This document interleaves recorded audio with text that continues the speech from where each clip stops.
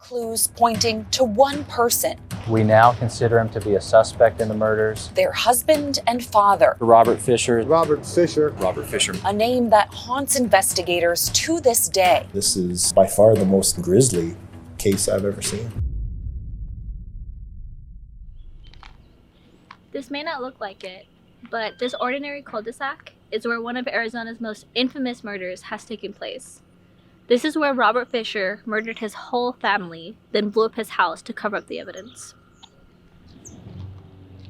This video is not meant to disrespect the Fisher family or anyone who lives in that home now. We're just interested in documenting some of Arizona's dark history. Yeah, and this stuff really just fascinates us. Just the fact that these kinds of things can happen in seemingly ordinary neighborhoods. But with that being said, what exactly did Robert Fisher do? So Robert Fisher was born on April 13th, 1961 in Brooklyn, New York. Now, when Robert was only 15 years old, his parents actually divorced, which a lot of people think that this led to Robert vowing that he would never get a divorce if he actually got married, which, as we'll see later, has a lot to do with what happened to him and his family. After high school, Robert went and joined the Navy. He eventually became a respiratory therapist in Scottsdale, Arizona. And in 1987, he went on to marry a woman named Mary and had 2 children, Brittney Fisher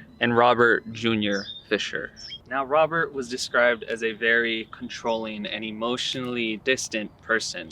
It's said that he controlled basically every aspect of his family's lives, including what they wore, what they did, even down to the decor they had in their home.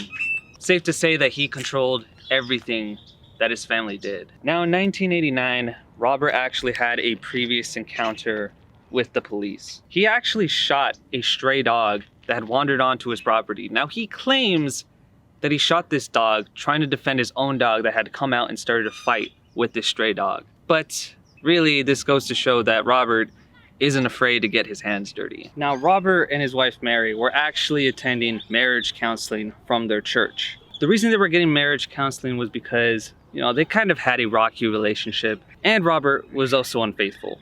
Now, Robert absolutely did not want to get a divorce at any costs. He wanted his family to really appear like the perfect family on the outside, but as we all know, that just wasn't the case. Now, on the last day that Robert and his family were ever seen, he actually took his daughter to the National Junior Honor Society ceremony to get an award. However, Robert got bored and he actually made them leave early before she could even receive that award. Kind of just goes to show how much he thought about himself and not other people, including his own family. Father of the Year award. Now, an important detail to add is that Mary had actually found out that Robert was once again unfaithful, and she planned to divorce him. But Robert being Robert, he just wasn't going to let that happen. Now, when Robert and his daughter returned home from the ceremony, him and Mary actually began fighting so loudly that the neighbors could even hear it. Later on that night, it's believed that Robert ended up killing his wife by shooting her in the back of the head and cutting her throat. And he also did the same thing to his children, murdering them by slicing their throats. After that, he unhooked the gas line to the furnace, put a candle on top of a table, which caused the house to explode around 8:42 the next day. That explosion could be felt and heard from miles away. It's said that the explosion was meant to cover up what he did to his family. Literally, in this neighborhood that we're standing in, you could feel it all around, which, that must have been one hell of an explosion.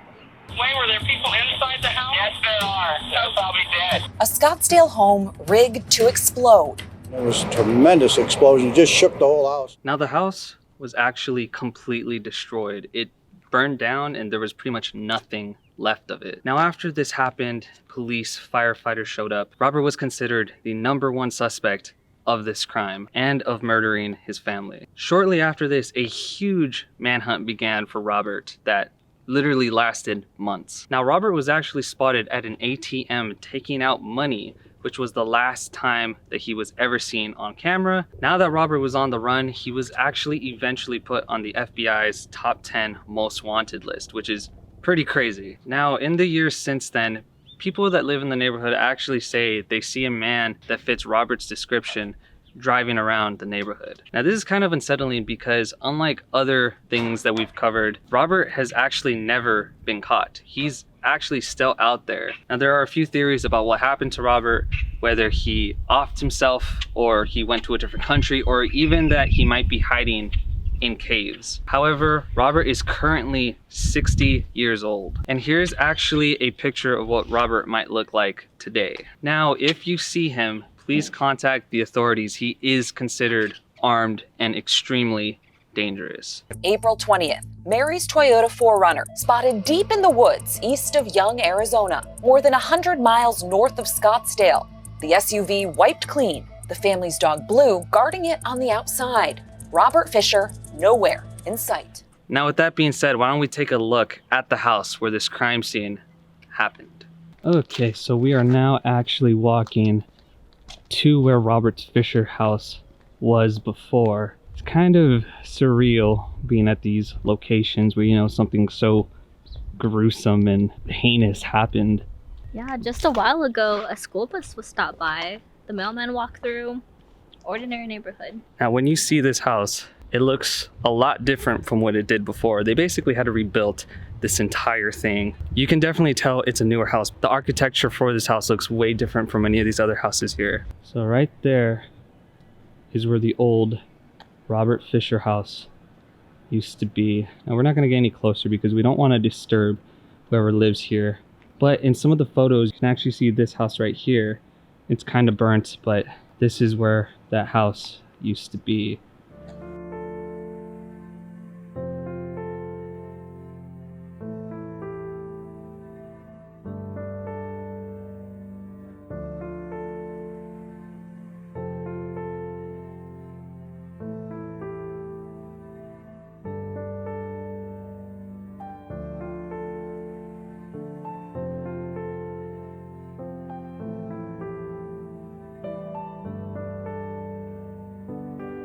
Like I always say with these kinds of videos, it always gives me a really weird feeling just knowing that something so terrible happened here. To think that the Fisher family lived in this home, shared hopefully happy memories with each other, for him to just blow it up into pieces.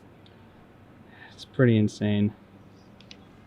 So that is the old Fisher household, or at least where it used to be. Now again, Robert Fisher is officially still out there, still roaming somewhere, assuming that he is still alive. Now, if you have seen him, again, please contact your local authorities. Of course, we don't condone any of these crimes that he's committed. If anything, we think he deserves the absolute worst punishment he could get. But yeah, guys, that was the story of Robert Fisher and the crime scene of where it all occurred.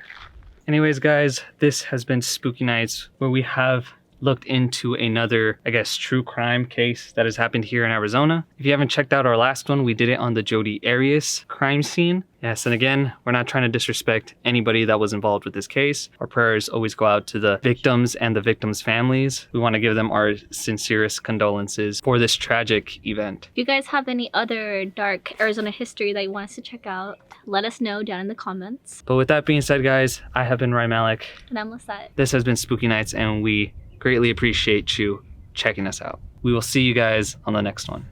Peace out. Peace out. People see pictures of Mary and the kids. Just remember or know they were full of life. Mary, Brittney, and Bobby. Faith in finding answers fading.